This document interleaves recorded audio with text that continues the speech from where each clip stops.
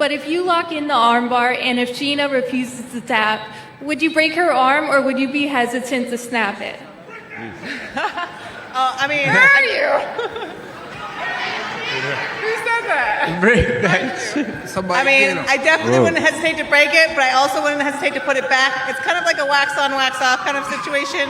You know, you don't really break it, you just kind of dislocate it, and it's like, you know, it's not that bad. I've had my elbow go out several times because I didn't tap, and I thought I was really cool when I was young, and I wouldn't pay for it when I was older.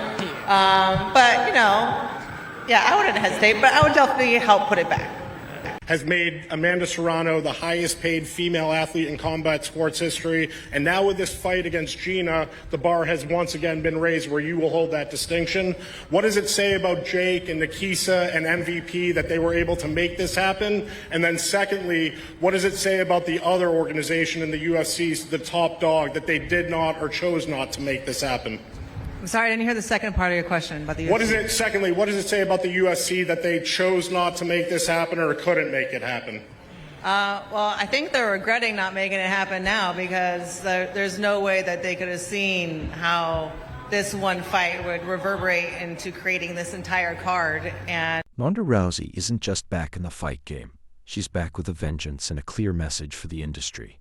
Her assertion that the other organization is regretting their past decisions isn't just about financial leverage. It's a statement of power.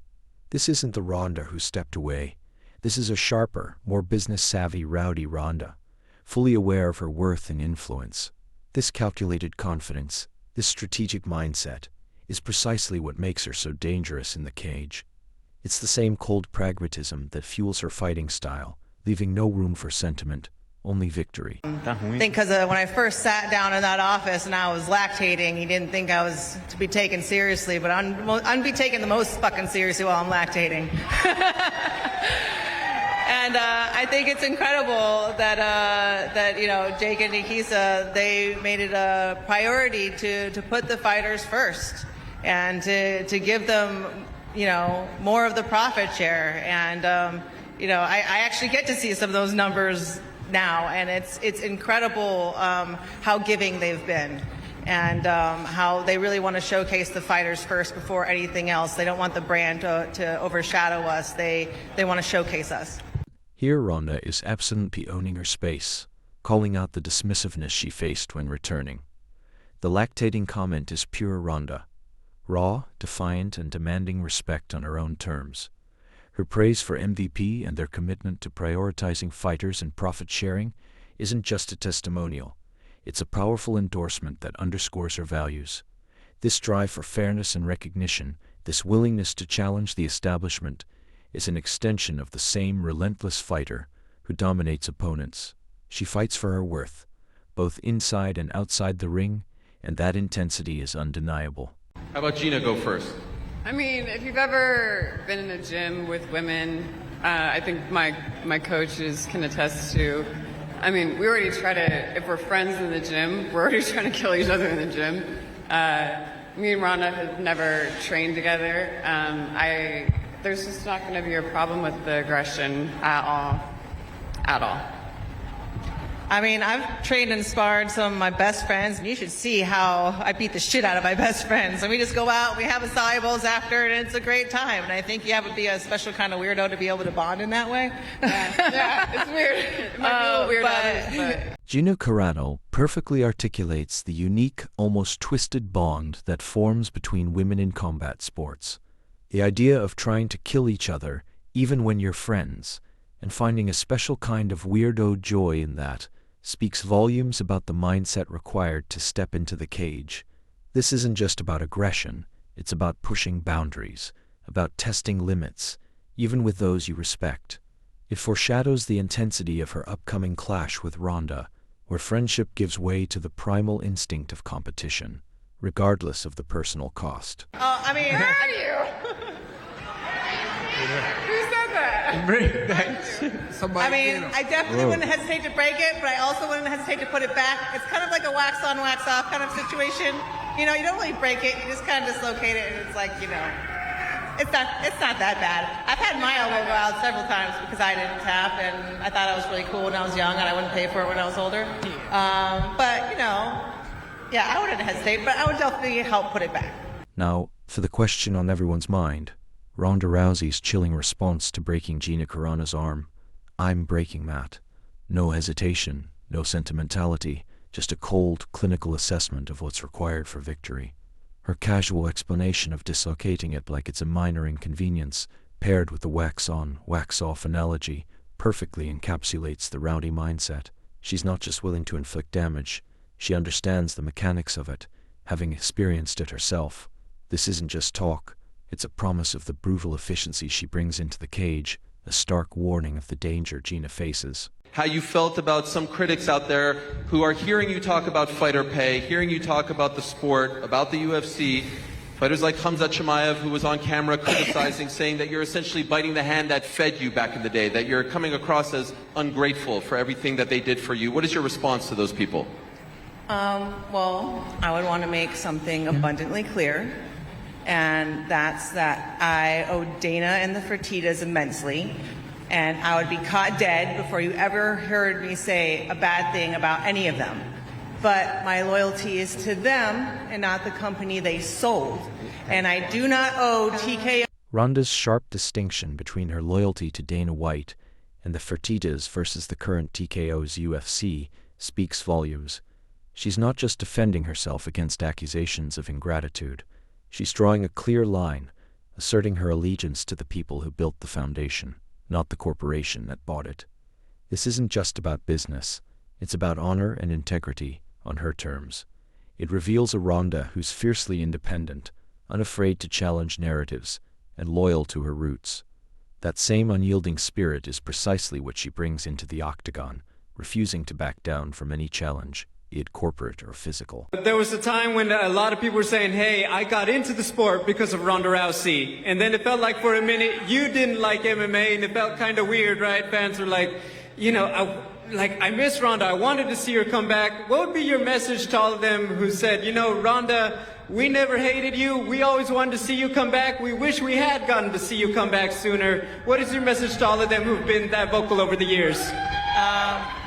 I have so much appreciation, and I'm sorry it didn't always show.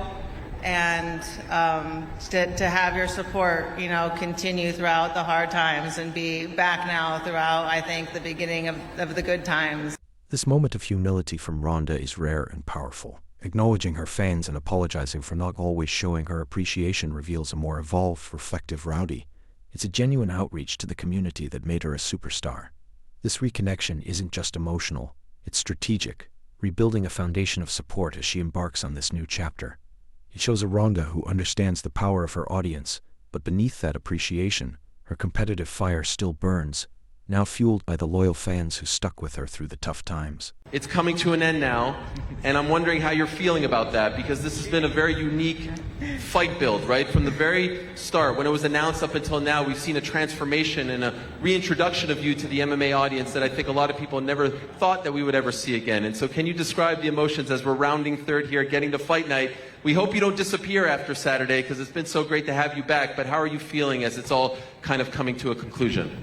Gosh, I'm just trying to relish in every moment and not rush through it. I mean, I'm going to miss this so much, but it's been so incredible to be back in the mixed martial arts community. I never thought I would be doing this after, 5 years ago, I gave up the dream. The interviewer perfectly captures the sentiment around Ronda's return, highlighting the transformation and reintroduction that many never thought possible.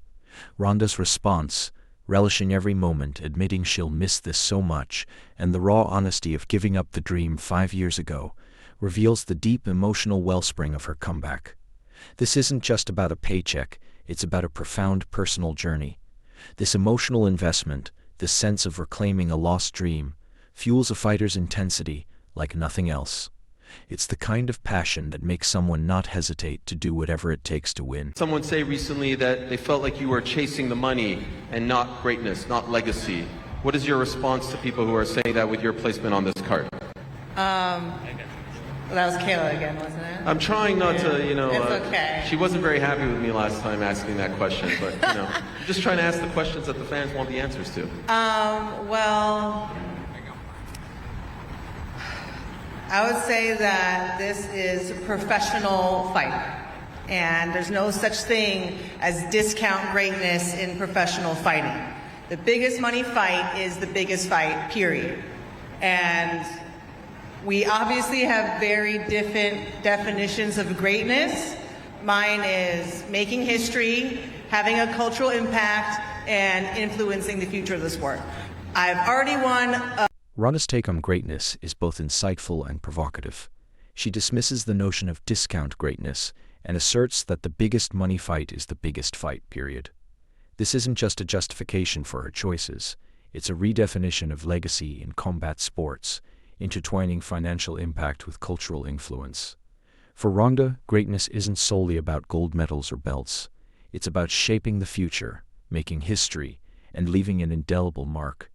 This ambitious, all-encompassing vision of success informs every aspect of her approach, including her unwavering commitment to victory by any means necessary. 8 consecutive title fights. There's nothing left for me to do there. So now, me and Gina are smashing the record for the most women have ever been paid in combat sports. And who's to say we can't parlay the success of this to me and her making a genre-shattering martial arts film on Netflix after this? Who says the success of this fight can't create the rival that UFC needs and give fighters the bargaining power that they've never had?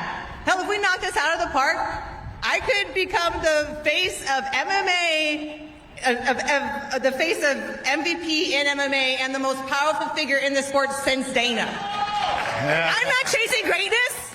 Motherfucker, I am greatness. These are chasing me. This is Ronda Rousey at her most audacious and confident.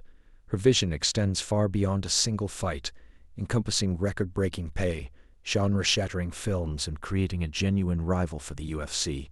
When she declares, "I'm not chasing greatness, mother. I am greatness. They're chasing me." It's a mic drop moment that encapsulates her entire comeback narrative. This isn't just bravado, it's a deeply held belief in her own destiny and impact. This unwavering self-belief, this sense of being the center of the combat sports universe, is the same relentless force she will unleash in the cage against Gina. I think for the first time in my career, it's not that way. I think if anyone could steal my happiness and walk around with it, I'd be happy it'd be Gina. I'd be happy I could finally get back to her, because everything I have in my life is because she inspired me while sitting on the couch one day to say, I'm not going to go to another Olympics. I'm going to go do MMA instead. And I've never been able to give back to her. And so if that's the way it has to be, like she gets the greatest comeback story of all time, I'm grateful that I could be part of it and help make it happen, and that it wasn't even just about us. It's become about all of us. Gina Carano's response about the fight's outcome is incredibly revealing. For the first time in her career, the win isn't the sole driving force. It's about giving back to Ronda, who inspired her to enter MMA. This sense of gratitude and honor elevates the stakes beyond a simple victory, creating a deeply personal narrative.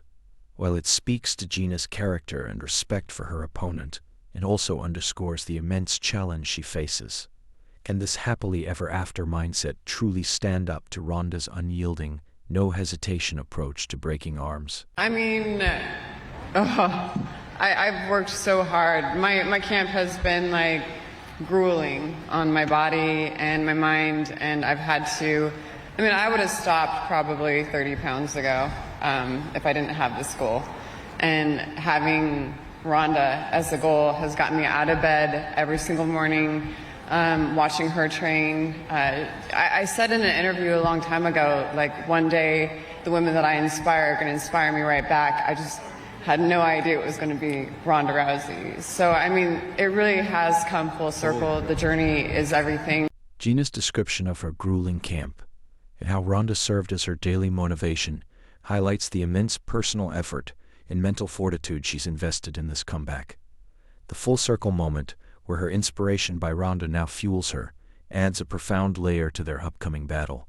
This isn't just a fight. It's a culmination of a lifelong journey for Gina, driven by a desire to prove herself, not just against an opponent, but against the odds. Her resilience and unwavering goal will be crucial when facing Ronda's formidable and unforgiving style. I mean, I'd be open to continuing working with MVP and MMA, and I don't think it's just about women anymore. You know, it's about all of us. And but I don't know. We'll see. I want to have a baby again real soon. So I don't know how I'll be able to juggle all of those things. But you know, hopefully Saturday is a huge success, and then we'll see how it goes. I think Ronda would kill it as a promoter, as a matchmaker. I mean, she brings this like magnetic energy of making big things happen and bringing people together. I mean, she got me up here after a dinner. The discussion about Ronda's potential future as a promoter or matchmaker with MVP reveals her ambition to continue shaping the sport beyond her fighting career. Gina's glowing endorsement of Ronda's magnetic energy and ability to make big things happen underscores the influence Ronda commands. Even with plans for another baby, Ronda is eyeing a powerful role in MMA's future. This desire for control and impact, whether inside or outside the cage, is a consistent theme in Ronda's narrative.